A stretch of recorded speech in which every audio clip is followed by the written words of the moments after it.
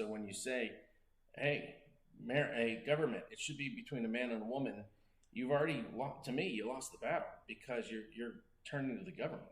So Yeah, and I feel like people think that this disconnect between God and the government gives them this sort of extra freedom because the government's silent. They feel like the government silencing Christianity gives them more freedom to talk, when in reality, by silencing a group of people, that opens up a gate for them to silence really anyone they want. Welcome to the Generation Zion podcast with Todd and David. Together, they discuss the war against God in the world today.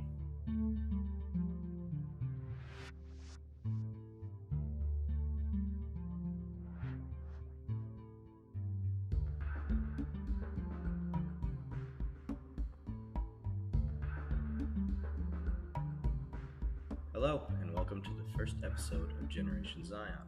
I'm David. And I'm Todd. On this podcast, generally we are going to aim to talk about the war on God in the world today, among other things. Today's topic is more along the lines of what this is all about. Because really, we're doing this in our church. We're talking about this, and it's something that I don't think has been talked about enough among in churches today.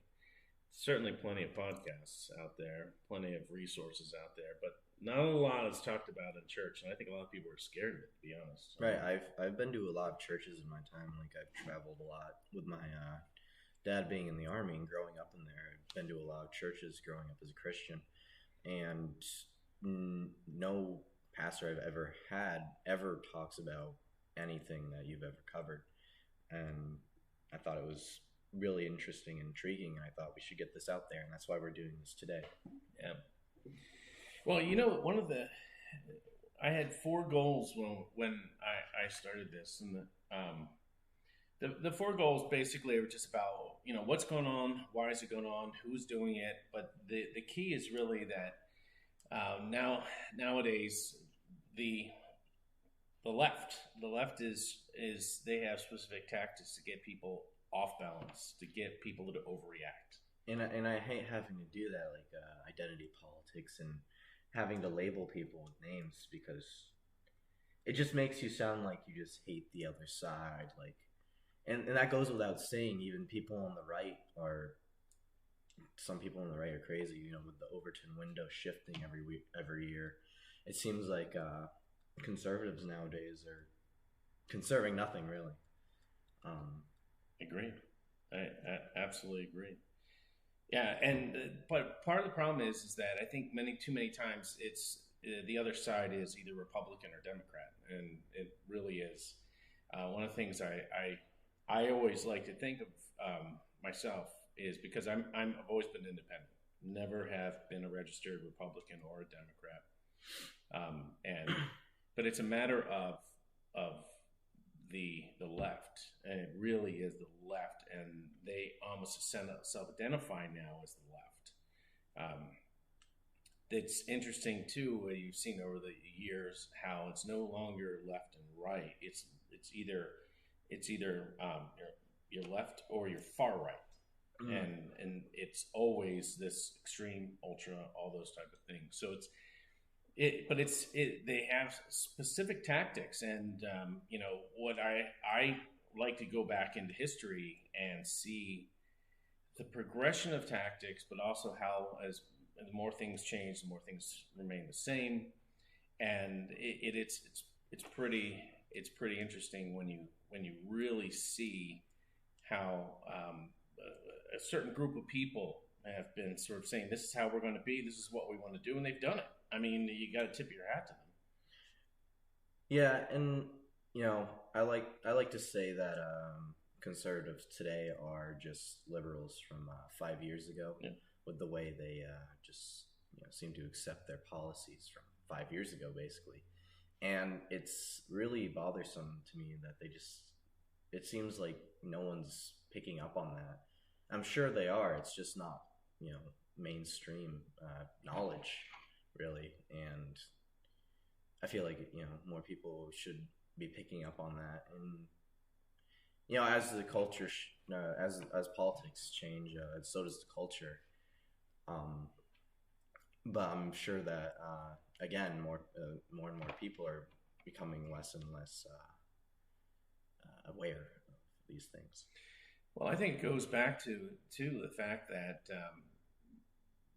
when you understand what guides certain groups of people and what prompts them to do things they do, they really want to cause conflict. Conflict is very important to them. And if they don't cause conflict, sometimes they don't have a reason for being. And if that's what many times I think conservatives struggle with, because conservatives, when I mentioned earlier about being off balance, and they get off balance because things come up or somebody says something and they freak out. And instead of understanding that people are going to say stuff that may go against what they believe, may be in a sense understandable to freak out against, by freaking out, they are actually feeding into the whole thing. Well, and there's with freaking out, they pick a topic and they're like, "This is the hill I'm going to die on," and then they just move to a different hill. Yeah. I see that a lot, like especially even, and I don't know if this is allowed, but with gay marriage, conservatives then said, "This is the hill I'm going to die on. We're not letting you, get married. Marriage is between a man and a woman." And then now today, if you ask your average conservative, they'll be like, "Oh, gay marriage is okay. There's no problem with that." And it's. Well, that's one of the things that I've always been against the conservative, especially in a Christian setting, is that a lot of people they will say that back then, no, same-sex marriage, how dare you? Again, hey, government, make it so that it goes along, the laws are what we want it to be. And they don't realize they've shot themselves in the foot constantly by saying, "Hey, government, do this. Hey, government, do that." And the other side is saying, "Hey, government, do this. Hey, government, do that." As soon as you make the government the arbiter of everything, that is the problem. And so instead of us enjoying even real First Amendment freedom right now, we're actually getting the deluge against us because we have done it to ourselves as conservatives, as Christians, because I personally don't think the government should be in charge of marriage. I think the church can preside over marriage, if you will, but I don't think the government should. So when you say, "Hey, government, it should be between a man and a woman," you've already you lost the battle because you're turning to the government. So yeah, and I feel like people think that this disconnect between God and the government gives them this sort of extra freedom because the government's silent. They feel like the government silencing Christianity gives them more freedom to talk, when in reality, by silencing a group of people, that opens up a gate for them to silence really anyone they want. Yeah. Like anyone that disagrees with the government. You have the leftists. The government's on my side, but at what point will the government turn on you too? At what point are you going to be useless to their agenda? Because at some point, you're going to be the one facing the wall. And that's just the reality that's been, and pretty much all throughout history, you can probably find something, in every major empire in history. But I think that brings us into a good start about about our topic, and a good groundwork. So let's build onto that. Yeah. Well, one other thing I wanted to say too is that I think there are a lot of Christians who think that it should be a theocracy, like America should be a Christian nation in the sense that God should be the one who's over everything. And while they're not wrong in the concept, it's never going to happen on this earth. It's not going to be, and I wouldn't want the Baptist church down the street or the Catholic church up the street to be the ones who are saying, "Well, this is how it should be in this country." So that's why Christians should be for freedom and really be looking to say we should enforce the Constitution, and that's what we should be going for. Unfortunately, exactly. No one's going to want to turn to God if you're forcing it upon them. That's just a recurrence throughout all of history. Like if you force an idea on someone, they're going to actively reject it, whether they actually believe it or not, because it seems wrong when you force it onto them, which is why I believe America was founded on the principle of being able to take on your own destiny. Because whether you like it or not, if you sip as the saying goes, if you sip the cup of science, God's at the bottom of it, or really anything, honestly. I've even had a few atheist friends who have turned to God in recent years, which I am thankful for. But unfortunately, another friend of mine is a pagan who worships Greek gods, and I'm not going to say any names, but he's a little silly for that. But that's neither here nor there. What I really wanted to get started on though is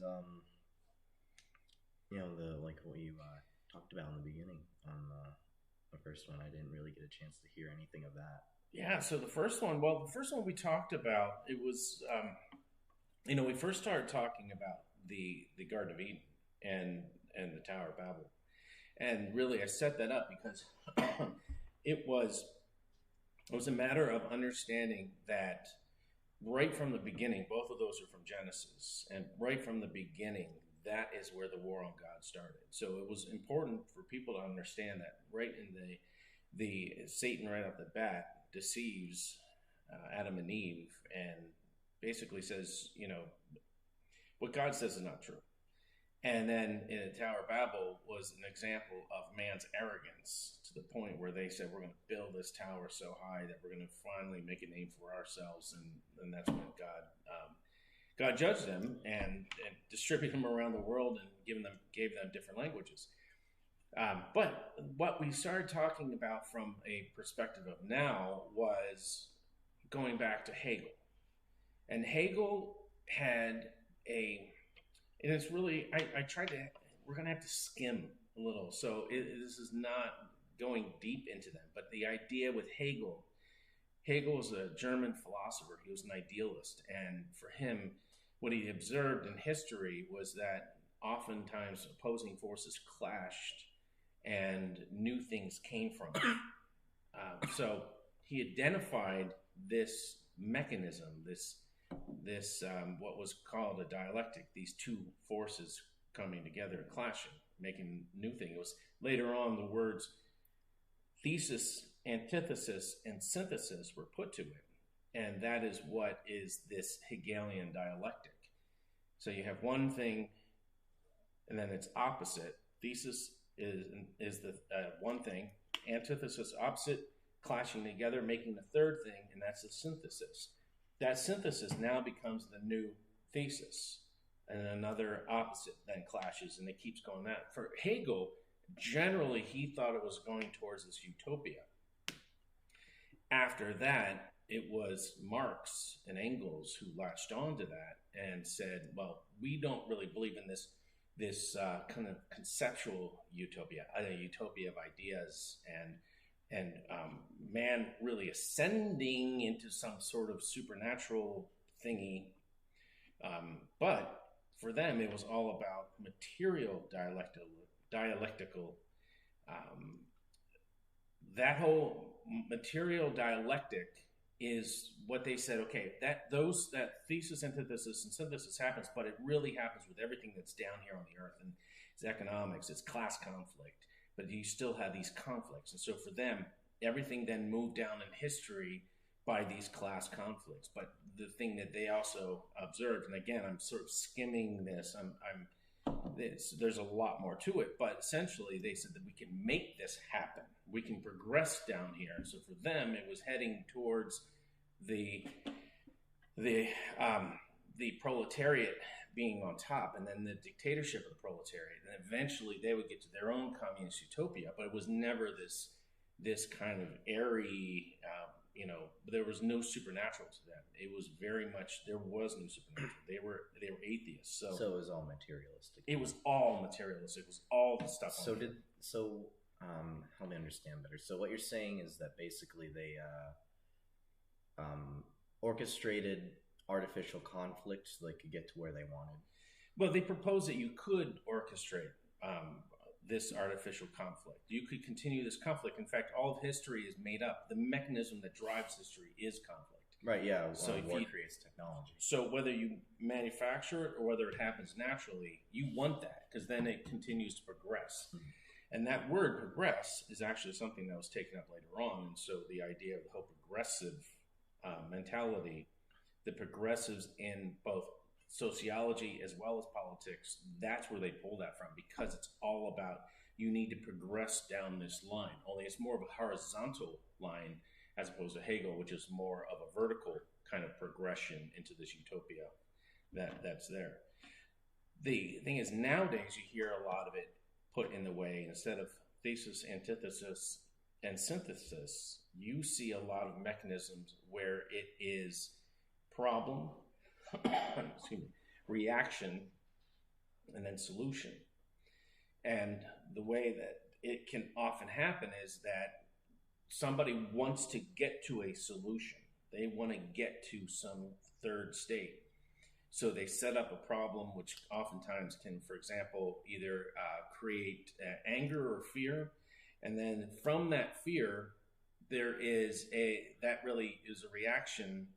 That is the reaction. So you set up something that's going to cause that reaction, and then you swoop in and say, well, I've got a solution for that. It's going to be this.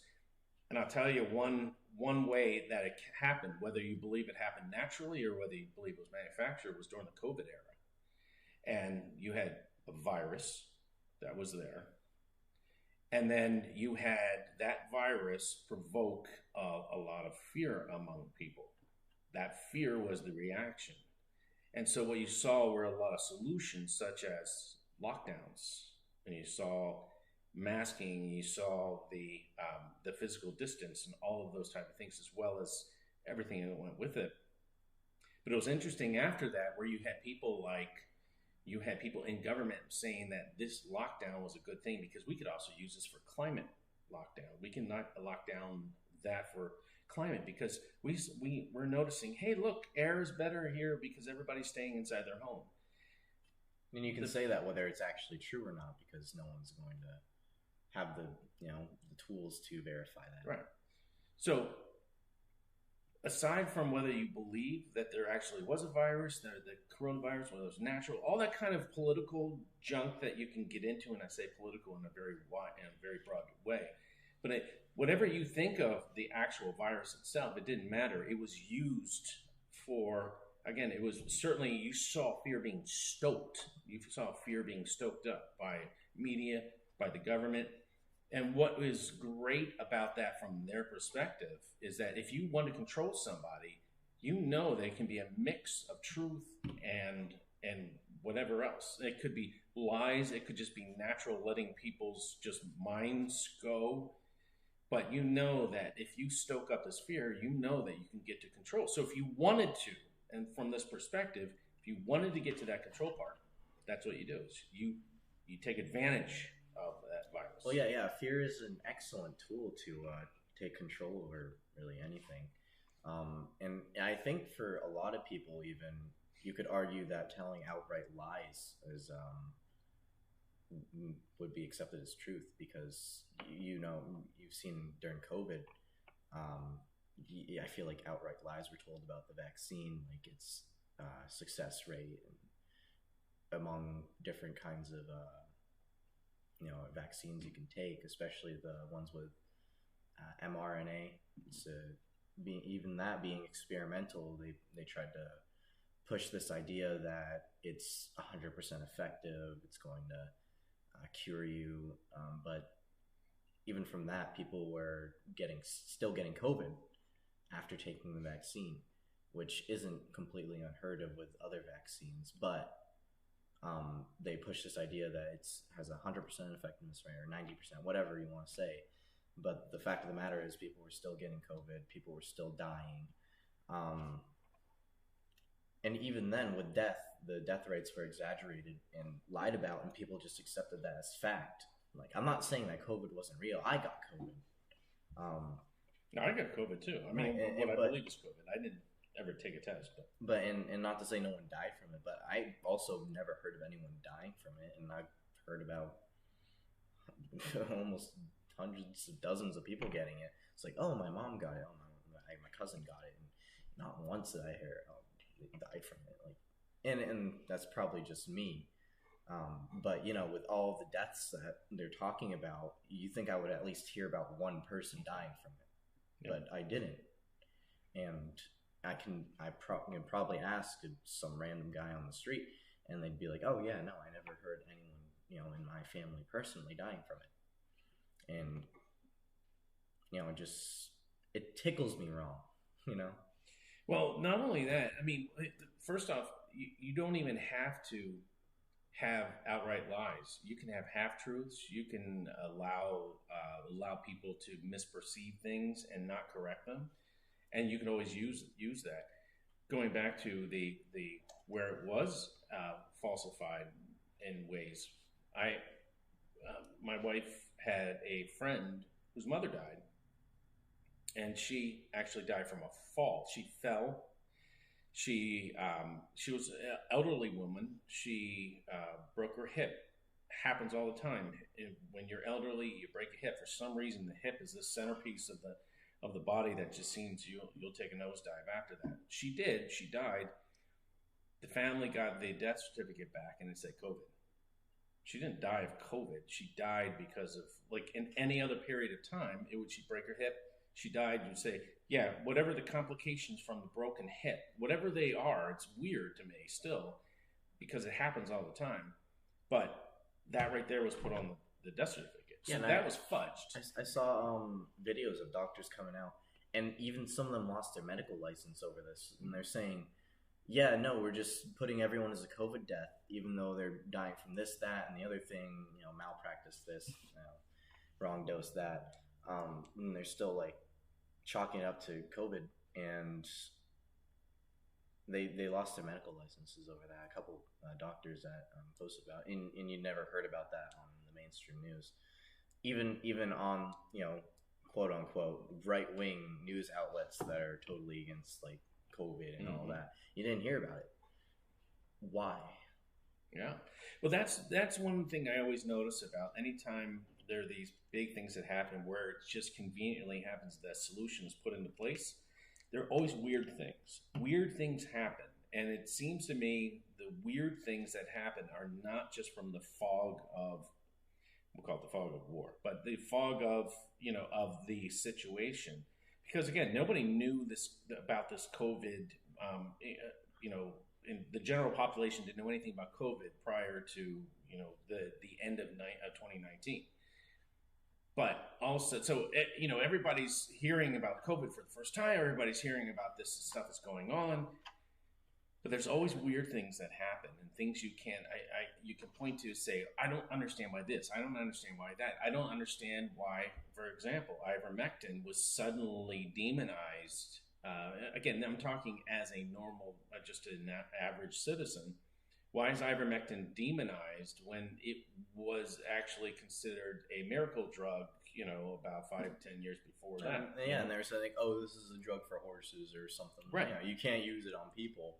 Even medical professionals who probably knew otherwise were doing it. And even, that they're being bought, like these medical professionals. Yeah, but that's the thing, is it was money that was ruling everything. Hospitals were getting paid for COVID patients.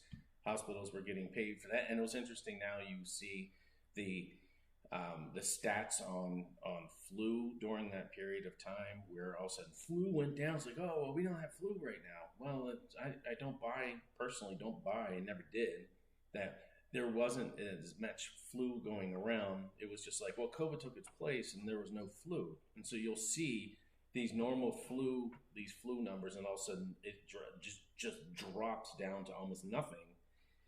And it's because they were just combining them to pump up numbers. And that's what I believe then, that they were doing that. But that solution also includes again, conveniently, that like the Moderna vaccine, where the NIH or the NIAID happened to share a patent for the Moderna vaccine. So all of a sudden, there's a financial reason. So why wouldn't they be pushing these vaccines? And we're seeing now, now a lot of what people were suspecting is now coming to light. All these Pfizer documents that have been going on, again, trying to minimize that in the media, but they're Pfizer documents and all these things that we're hearing now, the idea that masks never really did work, and like that Deborah Burke saying that, well, we're just figuring things out as we went along, but they kept saying that, this is, again, they kept using science as the reason. Yeah, trust the science. Yeah. Even though science always changes, but and even then they use that idea of science changing, and they kind of use it interchangeably, like, hey, this is the science, but science changes, so I'm just going to change my mind whenever it's convenient. Like Fauci with his changing his mind whether masks work or not.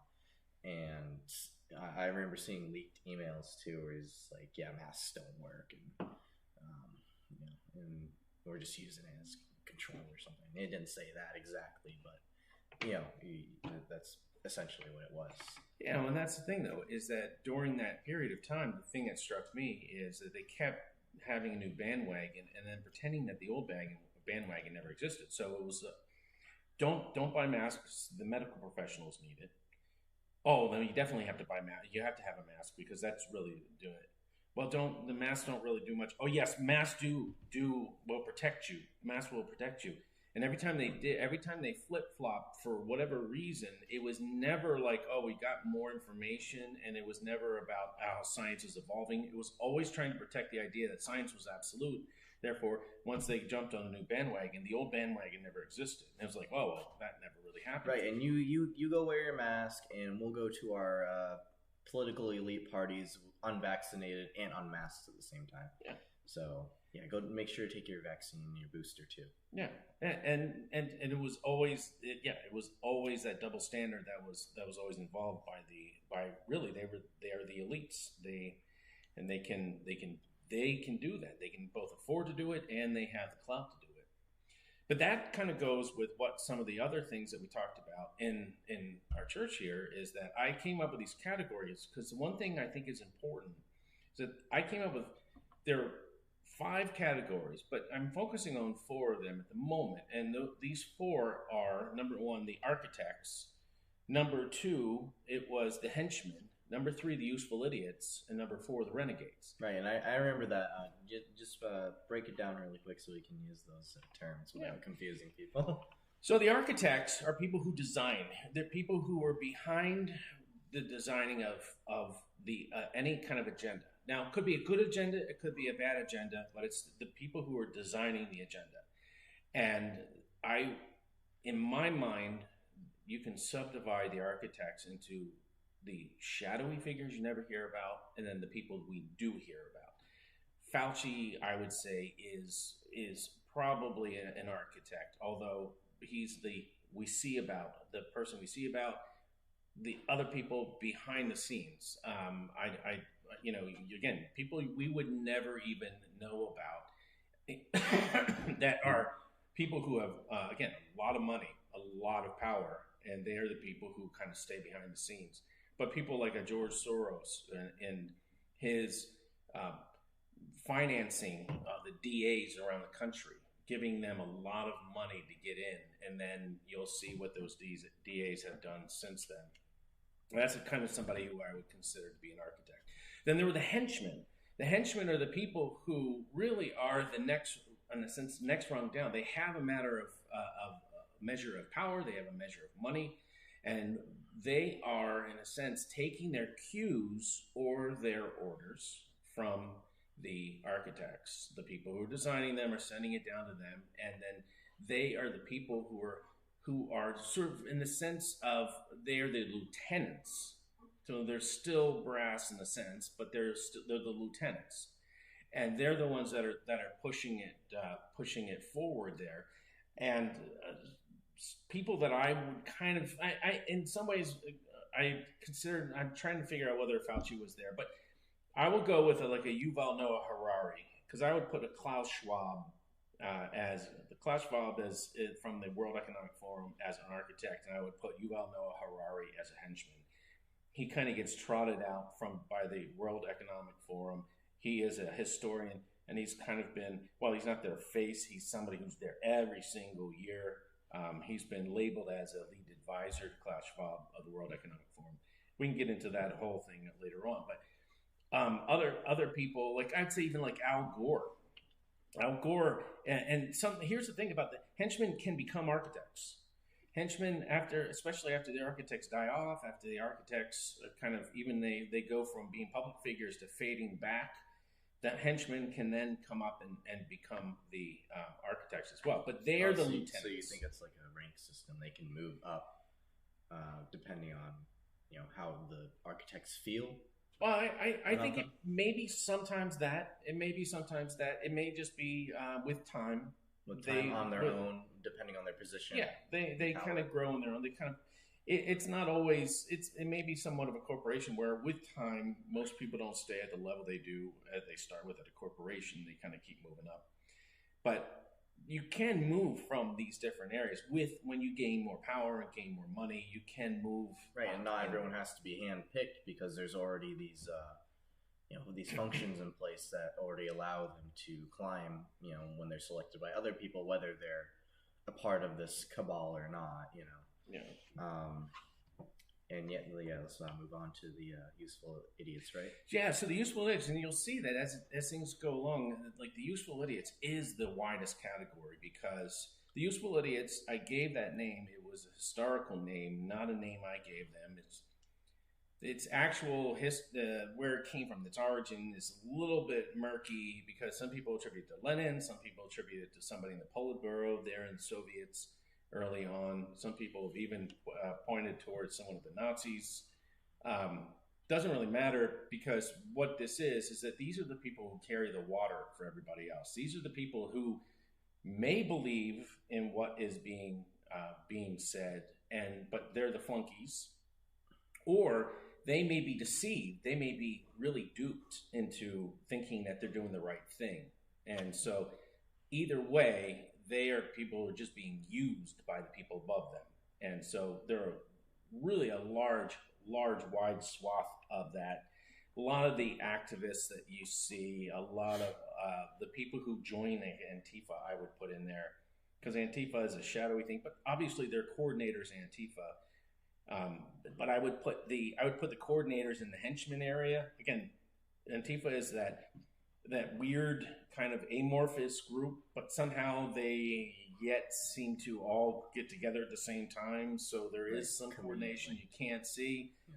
So I would put the coordinators in some sort of henchmen in the henchmen category, but I'd put your basic rank and file Antifa member in the useful idiot category. And I would argue even that the useful idiots are the most important part of this whole system, because without them, you can't. It's kind of like the military.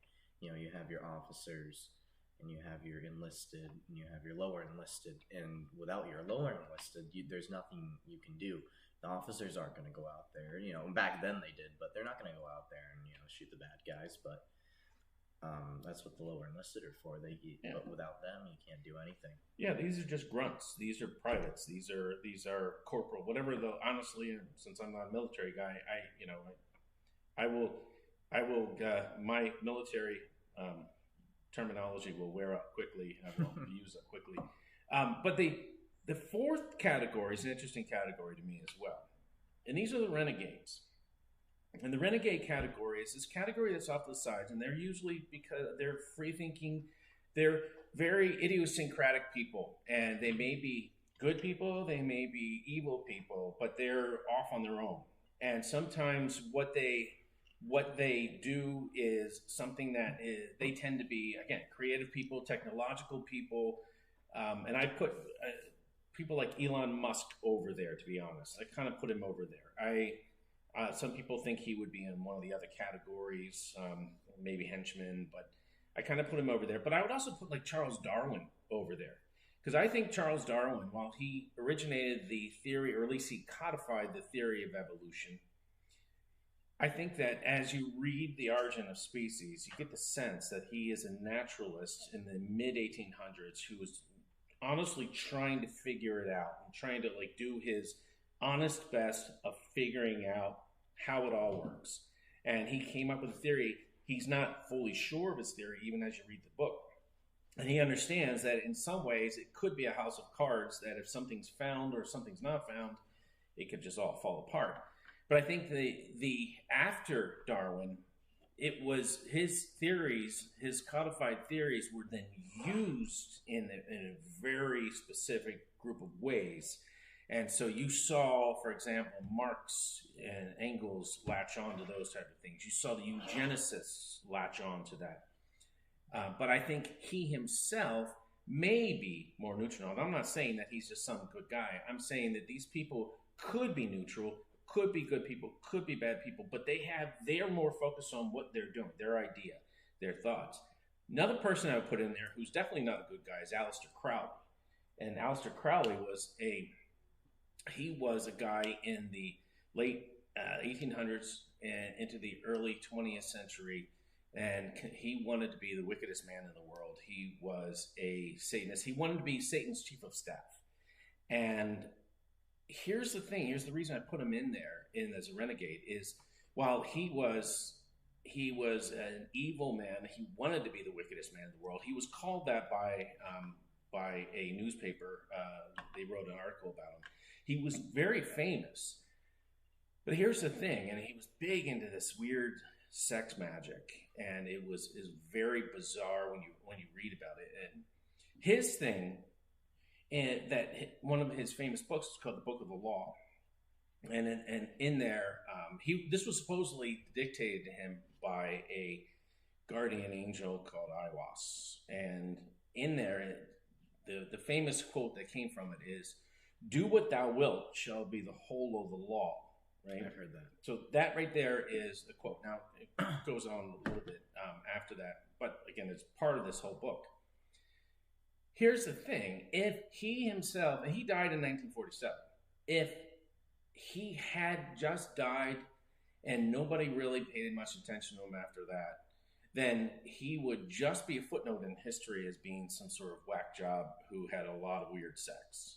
But he was a guy who inspired a lot of people after that, including Timothy Leary, who was a Harvard professor, who in the 60s, he said he basically was taking up the mantle of Aleister Crowley and ushering drugs, because Aleister Crowley was big on drugs, and that was partly how he did his rituals, and all sorts of drugs. In fact, he has a book called Diary of a Dope Fiend. So I just want to back up a bit. So I just want to make it clear. So Aleister Crowley, I've heard of him. But did he call himself like evil, or was he like one of those Satanists where like, oh, Lucifer actually loves humanity and he wants to set us free? Was he that kind of guy? No, he was an evil. He called himself the Beast. He called himself the Beast 666. So he called himself evil. Yeah. So why would people want to follow that? A little off topic, but it's a good question. No, it's a good question, and I think it would be good to have a whole podcast devoted to Aleister Crowley. But in essence, it was, first off, he got a lot of there was a lot of sex involved. So I think that was part of it. There was drugs involved, but I think that there were part of what he wrote down. Like he had a lot of experiences, and in a sense, it was cool, you know. Like there's always a part where Satan is cool, you know.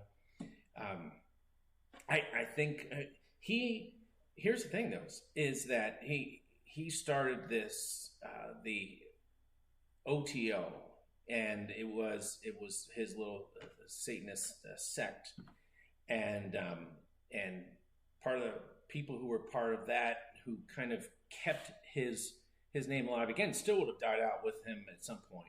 But like Jack Parsons, I don't know if you heard of him, but he was part of the Jet Propulsion Laboratory. I don't think I'm familiar. And he used to do these satanic rituals out in the desert of California with his buddy named L. Ron Hubbard, who was the guy who was behind Scientology. Yeah, I've heard Hubbard. Hubbard is familiar. Yep. But a lot of this has to do with people want power. And if you can get supernatural power, I mean, it's a very old story. It goes back to the ancient days. But the story about Mephistopheles, who was basically selling a soul to the devil to get power and money. You've got nowadays. You've got people going back, and I don't know how much it is nowadays, but even like when I was growing up, the blues made a resurgence. The blues music made a resurgence. Everybody was talking about Robert Johnson selling his soul. Right, that guy, yeah, his soul to be good at guitar. All that kind of stuff. So that's always been a fascination for people. So I think there's a lot to Aleister Crowley. The reason I put him in the Renegades is because, again, if he had died out in 1947 and later on Timothy Leary hadn't picked it back up, then Jay-Z wouldn't be wearing the Do Without Wilts sweatshirt. That's the thing, is you wouldn't have that continuing on to this day unless somebody just really went into this arcane area and happened to pull something out. But it was Timothy Leary who really was big in the drug and hippie scene of the 60s, ushering in the age of Aquarius, and for Aleister Crowley, it was the age of the Aeon of Horus. All that went in there. So you've got this renegades there, and you've got a mix of people. Again, you got people who could be good, you got people who could be bad, could be people who are neutral, but what they have somehow, what their ideas were really what people went with, those ideas. So Elon Musk kind of has his own thing, but for him, his continuation of Tesla and his SpaceX and all those type of things, his Neuralink implants, those type of things. I think there's a lot. I don't know about Elon Musk. I don't know why people are so fascinated by him necessarily, but I've never been fascinated with him. But I kind of put him in there. So those are those four areas. And the reason I think it's important is really I focus on the useful idiots, because from a perspective of just being people we will come in contact with, people we see every will single be day. in that area. Yeah, it's not every day you meet someone like Bill Gates or right. Yeah, you're not going to see those kinds of people every day. So yeah, in fact, that makes sense. In fact, the vast majority of these people, if they're still alive, you would never get close to them. You would never, whether you wanted to or not, you would probably never get close to them. But the useful idiots, you will come across. And the useful idiots are the people, again, who particularly are out causing mischief for this. So it's the fifth group that I have are all the other people, all the normal people, the people who don't want to get involved in this stuff. So they're like the useful idiots are more apt to be the people who are trying to bring in every way they can the drag queen story hour. And there are a lot of people who don't want that in their schools. But these are the people who are trying to get in, and the people who go and specifically protest, like Kirk Cameron's reading in the library, and all the people that you'll see these videos of. Those are the useful idiots. But those are the people that, from a Christian perspective, we need to minister to, as well as the normal people. But that fifth group is just everybody else who are just don't want to get in the fray. I would say it's important to really talk to these people that are not getting themselves involved and be like, hey, this is what's going to happen to you whether you like it or not, because you live in, and I hate saying this, you live in a society, and whether you like it or not, the cultural health of society is going to affect you directly because you live in it. You live with all the rest of us. So it's important, and I don't like picking sides, but you have to pick a side, Well, unfortunately, they make it so you have to pick a side. And that's part of the conflict. That's why I brought up the whole Hegelian dialectic to begin with, is that when it comes from a Marxian perspective, they want you to pick a side. And if you pick a side, I'm not talking about what you believe. I'm talking about this is where if somebody picks a fight with you and you fight them, that not only gets you kind of off balance, but it actually feeds their mechanism. The whole mechanism has to be conflict. Always has to be conflict, because if there's no conflict, then this progression doesn't happen down the line. Right, and if you, but they're you're letting them win if you don't do anything about it, and they want a solution, but they want their solution. So the only way you can really counteract that is by getting both those regular people and bringing in those your so-called enemy to your side. I don't like to call them enemies because I think we all should be on the same side, but that's neither here nor there. Well, I think that they can act like enemies. They may not be enemies, but they can act. Their behavior can be like enemies, and I think that's where the Christian perspective comes in. Because I think from a non-Christian perspective, they're easily, once they draw the line, then and that's the thing is, which really leads us to who another person I consider to be an architect, and that's Saul Alinsky. And he was a community organizer in the early part of the 20th century into the 60s. He was big in the 60s. But he was out in Chicago, and he codified his famous book is called Rules for Radicals. It was under the sort of the guise of just we're just organizing communities. And I think in some ways he really thought that. But it's interesting when you see his tactics. His tactics are always about, you draw this line. And this line I just drew meant that if I'm on this side, I'm good.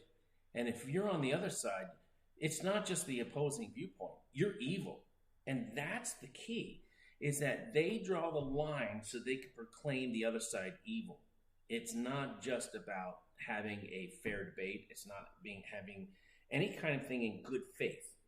That's one of the keys. And that's where Christians, I think a lot of times, they get drawn into that. And it's not that you can't stand up. It's not that you can't say, this is what I believe. It's not even that you're not disgusted or that you think that, again, a drag queen story hour for kids, particularly when the drag queen is no longer telling story, but it is, shimmying in a thong in front of kids, or, that kind of thing, where now you've got a sexualized situation happening. And it's not always just the story hours, but it's other, drag queen the events.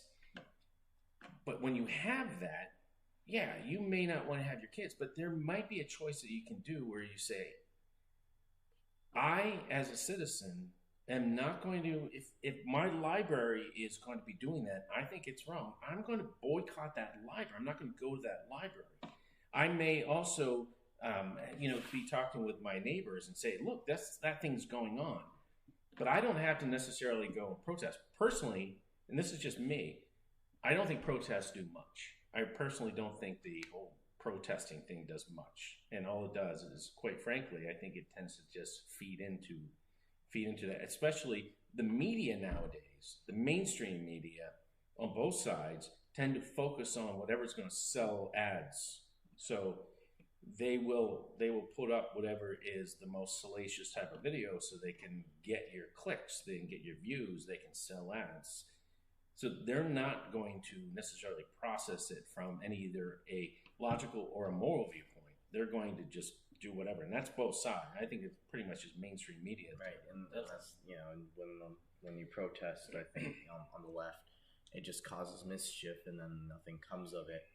And when not even right wingers, just Christians in general, when they protest, like when they protested in front of that abortion clinic, they got prison time, and no one did anything about it. And people were like, "Oh, this is gonna send us all over the edge, and we're gonna take up arms." And no, you're not. No, you're not. You're not gonna do anything. You're not gonna get out of your chair because you're comfortable.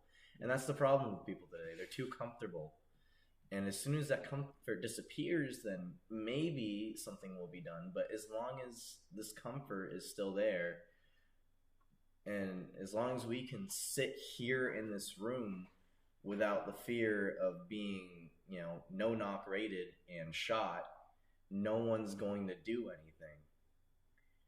And that's the problem, because no one's going to want to do anything. Well, and the thing is that they're not going to want to do anything because everything they see is honestly power's been stripped from it. Anything that they can do has been just usually an example of something that I personally wouldn't do. Again, I can understand. I'm vehemently against abortion, but I don't see any reason to go protest abortion. I understand more of the people who want to talk to people who are going into it and try to give them more information.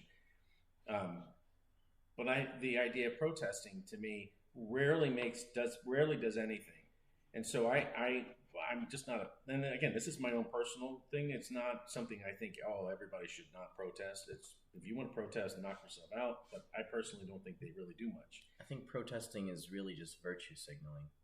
It's just hey, look at me. I'm a good person. I'm protesting for X, Y, and Z. Like, I want social media points. But in reality, all you're doing is just making everyone think you're annoying. And even sometimes it's just even if it's not for social media, it's at least self-validation. Like you said, you're at least virtue signaling, and so you think, see, now I've done right. I'm a hero. I'm a hero. I've done my good deed for the day.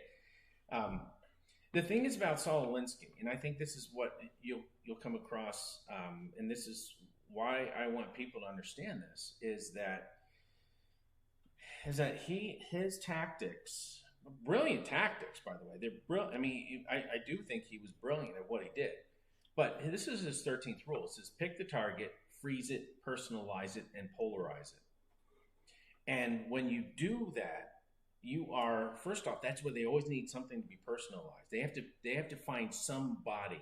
They can't protest against an organization. They've got to pick somebody from an individual, and you've got to polarize it, freeze it. It's always unfair tactics. In fact, he had said that one thing he did is he would, when he first kind of made his name, he would just go and just make outrageous accusations against a specific person.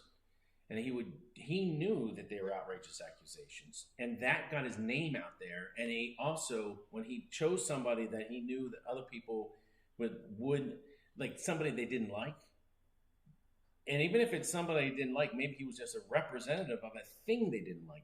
A company, because he was big in the meatpacking areas of Chicago. So from a company, you pick somebody, and then you're making him your target. You're making her your target. And so everything is going there to destroy them. That's what you're trying to do. You're trying to polarize it. You're trying to freeze it. You're trying to make sure that everything, and when it is used as polarizing, again, it's always that conflict. It's always thesis against antithesis. You always need to have that kind of conflict. You can't, and then it's always head-to-head conflict that you want, too. That's the thing. It's not even like, you got to come across somebody and just sort of like a little oblique shot against the bow. No, you've got to go ram right into them, and that's what you have to do. And he was good at that. But the problem is, Christians many times take that bait. They take that bait, and it is an unfair place to be many times if they zero in on you. I have one of those My Pillows somebody gave me. I don't care about Mike Lindell either way, but as I was watching this past year plus, everybody zeroed in on Mike Lindell, for the guy who owns My Pillow. Right. Everybody, and it was to destroy him. They took him off Twitter. They did it. Right, that happens in politics a lot. You run a smear campaign against in this case, the My Pillow guy, and that created a lot of noise. But the thing is that when you're in politics, you kind of expect mud to be thrown your way. When you're a private citizen, then it's a whole different thing. And so yet they went after him. Like I said, I don't care either way about him necessarily. I don't want to see anybody get unfairly victimized. But they went after him. And so to me, that was a classic Alinsky type of tactic. That was what he was about. And you see people who were very much Alinskyites, two prominent Alinskyites, Hillary Clinton and Barack Obama. They both consider themselves Alinskyites. So My point in bringing that up is that, again, if you understand their tactics, you're not going to be easily thrown off. You're not going to be baited into something. It's not that you don't ever enter the fray. If somebody attacks your family, yeah, I would expect. If somebody attacked my wife, whether it was verbally, but especially physically. Oh, I'm going to protect her. I'm going to protect her, and I'm going to defend her. But I'm not going to be baited into something. If somebody said something to me about my wife, I would laugh them off because you're an idiot, and why should I care what an idiot says?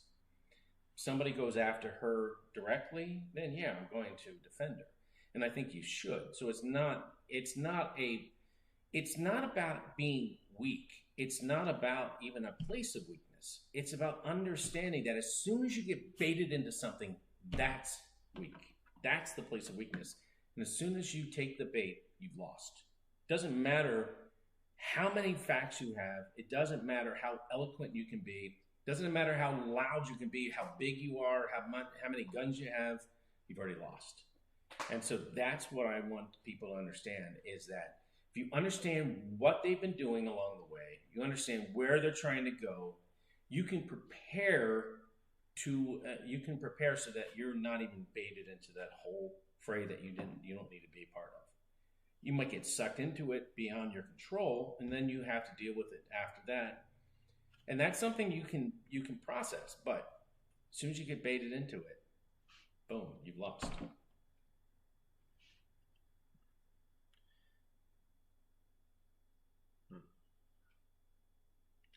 From here. Well, I was thinking about something. I just lost my train of thought when you were getting into that.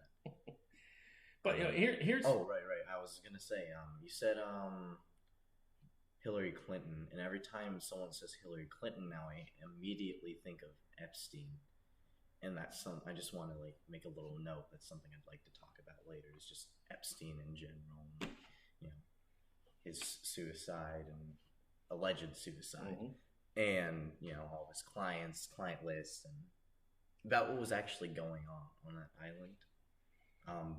Just as a little note. That's what I was thinking of. Just lost my train of thought for a minute. We'll have to talk about that sometime.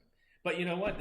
I think this is a good place to stop. I mean, I think this goes through the basics of what we've talked about. Yeah, no, this is an excellent foundation for episodes to come. I think we're coming up on an hour now. I will actually see how much time it was in editing, but I think what I want to do is like an hour and a half. I don't want to go too long so we can build upon what we have, so we're not dragging it out for too much, so we can have some time to prep between. Yeah.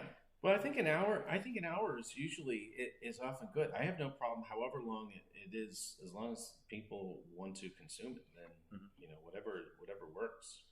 Yeah. So I'm gonna upload this, see how it does, and we'll go from there. Hopefully, people are interested in this. If you're listening to this now, thank you.